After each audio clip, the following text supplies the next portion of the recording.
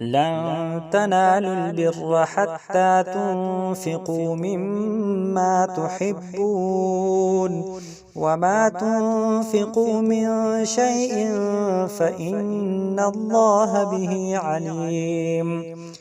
كل الطعام كان حلا لبني إسرائيل إلا ما حرم إسرائيل على نفسه من قبل أن تنزل التوراة. قل فأتوا بالتوراة فاتلوها إن كنتم صادقين.